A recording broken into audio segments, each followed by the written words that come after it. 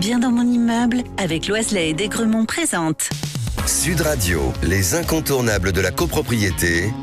Thomas Binet. Nous sommes avec notre consultant Philippe Loiselet, patron de Loiselet Desgremont, pour parler plus précisément aujourd'hui de la dématérialisation en copropriété. Bonsoir Philippe. Bonsoir Thomas. Philippe, la digitalisation de la société se poursuit et donc aussi désormais dans les copropriétés. Alors est-ce que vous pouvez nous expliquer, pour commencer notre échange de ce soir, ce que l'on entend par dématérialisation en copropriété ? C'est un vaste sujet, ici comme ailleurs. Oui. Qui est beaucoup plus important qu'il n'y paraît. En 2018, le législateur a posé les bases juridiques de la dématérialisation en copropriété. Elle consistait à remplacer les documents papier et les processus manuels par des solutions numériques. Cela implique la numérisation des documents existants, la création de documents nativement numériques et l'utilisation d'outils en ligne pour la gestion quotidienne de la copropriété. Et est-ce que cette transformation concerne tous les aspects de la vie en copropriété ? Absolument. De la convocation aux assemblées générales à la gestion des comptes, en passant par l'archivage des documents importants, la profession travaille d'ailleurs actuellement à un vaste service d'archives dématérialisé, le Centre national des archives de la copropriété, qui permettra de conserver de manière dématérialisée tous les documents importants des copropriétés et que ces archives soient conservées et accessibles, quel que soit le syndic en charge de la gestion des copropriétés. Mais alors Philippe, concrètement, quelles sont les incidences sur le fonctionnement des copropriétés ?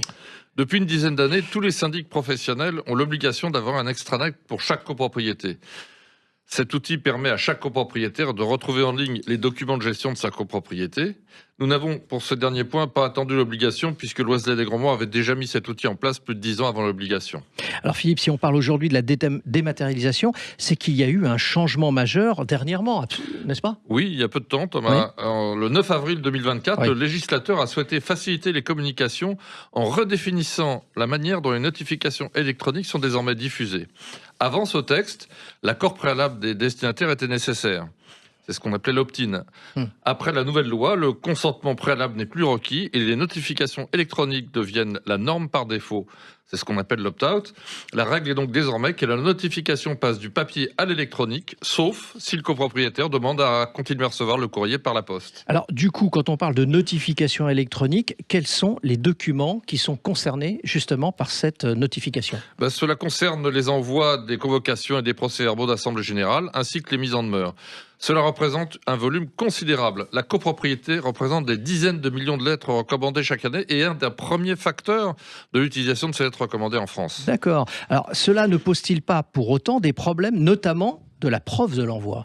Oui, mais la loi apporte la réponse. Les notifications électroniques doivent être faites via un tiers de confiance qualifié par l'ANSSI, qui est l'Agence nationale de la sécurité des systèmes d'information. À ce titre, le tiers de confiance, après l'envoi, détient la preuve du dépôt de la réception, une fois que le copropriétaire a réceptionné son avis. Alors, quels sont les avantages, Philippe, pour les copropriétaires et pour les copropriétés, bien sûr ? Tout d'abord, la rapidité de transmission, puisque l'envoi est quasi instantané, mais également le fait que le copropriétaire n'a plus à se déplacer au bureau de poste, ce qui est quand même pas rien. Et enfin, et ce n'est pas un faible avantage, une économie très importante pour la copropriété et donc pour les copropriétaires, puisque les coûts d'acheminement sont diminués de près de 80%. Chacun comprendra également qu'en matière de protection de l'environnement, l'impact est considérable, puisque cela supprime beaucoup de papier. Il n'est pas rare qu'une convocation d'assemblée générale comporte plusieurs dizaines, voire plus de 100 pages.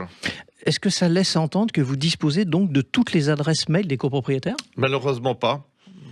Même si beaucoup de copropriétaires nous écrivent par mail ou renseignent la rubrique correspondante sur l'extranet de leur copropriété, ce qui nous permet de communiquer par voie dématérialisée. Cette situation se modifie, mais mois après mois et année après année, et il arrivera bien un moment où cela, heureusement, se produira. Et si vous aviez un conseil à nous donner ce soir sur ce sujet-là ? Donnez votre adresse mail à votre syndic. Rassurez-vous, ce n'est pas pour vous envoyer de la publicité, c'est pour faciliter les échanges. Cela permet également de vous joindre plus facilement et plus rapidement, notamment en cas de problème dans la copropriété ou dans votre appartement. Merci Philippe, et on vous retrouve vendredi prochain vers 18h50 pour un autre numéro d'Oser investir, les incontournables de la copropriété. Et pour ce qui me concerne, je vous donne rendez-vous dimanche matin dès 9h25 dans la matinale week-end. Sud Radio, les incontournables de la copropriété. Thomas Binet. Avec Loiselet et Desgremont, bien dans mon immeuble.